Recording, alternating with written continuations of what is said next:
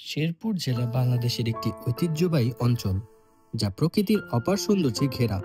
তবে শীত মৌসুমে এখানকার মানুষের জন্য শীতের প্রকোপ এক ধরনের কষ্টের গল্প তৈরি করে। বিশেষত দরিদ্র জনগোষ্ঠী এবং যারা পাহাড়ি অঞ্চল বা খোলা পরিবেশে বসবাস করেন তাদের জন্য শীতকাল অত্যন্ত চ্যালেঞ্জিং। শেরপুর জেলা ভৌগোলিকভাবে নদী, সমতল এবং পাহাড়ি এলাকাগুলোতে সমন্বয়ে গঠিত।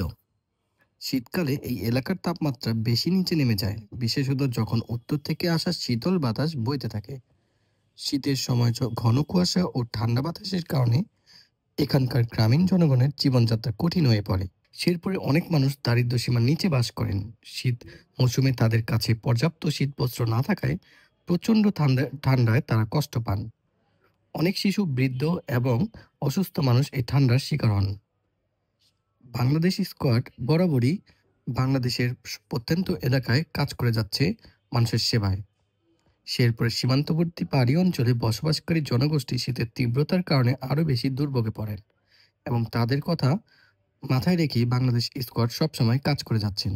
শীতকালে কষ্ট লাঘবের জন্য বিভিন্ন সময় সরকারি ও বেসরকারি উদ্যোগ নেওয়া হয়, কিন্তু বাংলাদেশের বর্তমান প্রেক্ষাপটে অসহায়দের পাশে দাঁড়ানোর সংখ্যা খুবই নগণ্য।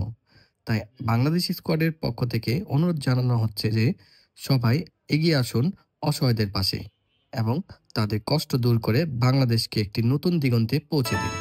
ধন্যবাদ।